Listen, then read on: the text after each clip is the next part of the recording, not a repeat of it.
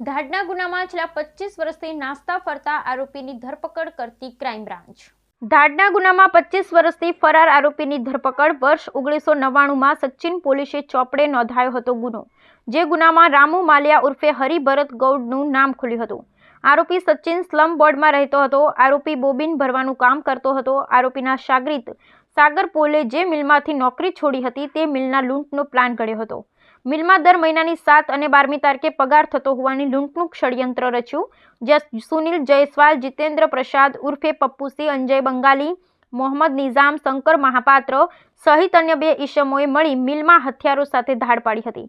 1999માં 22મી જાન્યુઆરીએ સૌ આરોપીઓ ભેગા મળી તમંચો, તલવાર, ચપ્પા સહિતની મરચાની ભૂકી સાથે જસ્મીન સિલ્ક ફેક્ટરીમાં ધાડ કરી હતી. ફરિયાદી સહિત અન્ય 2 લોકો પર મરચાની ભૂકી નાખી બંધક બનાવ્યા હતા. ફેક્ટરીનું શટલ પાડી અન્ય કારીગરોને બાનમાં લીધા હતા. ત્યારબાદ ઓફિસનું તાળું તોડી 6.10 લાખની ધાડ પાડી ફરાર થઈ ગયા હતા. જે ગુનામાં આરોપી રામુ માલિયો 25 વર્ષથી ફરાર હતો.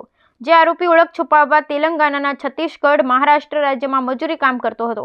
મહારાષ્ટ્ર નવાપુર ખાતે મજૂરી કામ માટે આવતા ક્રાઇમ બ્રાન્ચે ઝડપી પાડ્યો. જે આરોપીની ધરપકડ કરી આગળની કાર્યવાહી ક્રાઇમ બ્રાન્ચે હાથ ધરી.